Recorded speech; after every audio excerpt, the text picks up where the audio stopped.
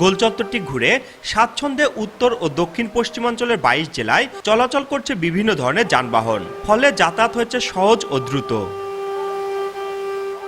যমুনা সেতুর পশ্চিম সংযোগ মহাসড়কের গুরুত্বপূর্ণ সংযোগস্থল সিরাজগঞ্জের হাটিকুমলে সাসেক ২ প্রকল্পের আওতায় ২০২২ সালে শুরু হয় ইন্টারচেঞ্জ নির্মাণ কাজ। প্রকল্পটিতে বিভিন্ন জেলার জন্য আলাদা আলাদা লেনের সুবিধা রাখা হয়েছে, সেই সঙ্গে রয়েছে ৩ চাকার যানবাহন চলাচলের রাস্তাও।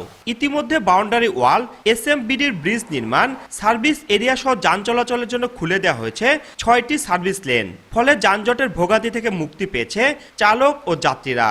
যাত্রীদের ভোগান্তি নাই, আমরা যে ঘন্টার পর ঘন্টা বৈশা নাই। আগে যে গোল চক্করের জন্য যে জামটা ছিল, এখন আমরা ওই জামটা এখন পাই না। বগুড়ার সাইড দিয়ে বগুড়ার গাড়ি চলে যাচ্ছে, আমার সাইড দিয়ে গাড়ি চলে আসছে। এই ইন্টারচেঞ্জ হওয়ার পর আমাদের যাতায়াত বা আমাদের গাড়ি ঘোড়া আমরা স্বাচ্ছন্দ্যে চলাফেরা করতে পারতেছি, কোনো আর ঝামেলা নাই। প্রকল্প সংশ্লিষ্টরা বলছেন, এখন পর্যন্ত সার্বিক কাজের অগ্রগতি ৫৮%। ২০২৬ সালের ডিসেম্বরে ইন্টারচেঞ্জটি বুঝিয়ে দেওয়ার পরিকল্পনা চলছে। টোটাল ৬টা সার্ভিস লেন চালু হয়েছে। এই ৬টা সার্ভিস লেনের মাধ্যমে এখন যে কোনো লেগের বা যে কোনো দিকের গাড়ি অন্য দিকে চলে যেতে পারছে। এইটা একটা ইকোনমিক করিডোর হবে এবং এইটা একটা ইকোনমিক হাবের মতো, এক জায়গা থেকে আরেক জায়গাতে মানুষ সহজে যাতে যাতায়াত করতে পারে, সেই জন্য কতগুলি আন্ডারপাস আমরা করে দিয়েছি। ৭৪৩ কোটি টাকা ব্যয়ে হাটিকুমরুল ইন্টারচেঞ্জের কাজ করছে চীনা ঠিকাদারি প্রতিষ্ঠান রেলওয়ে ব্রিজ কর্পোরেশন।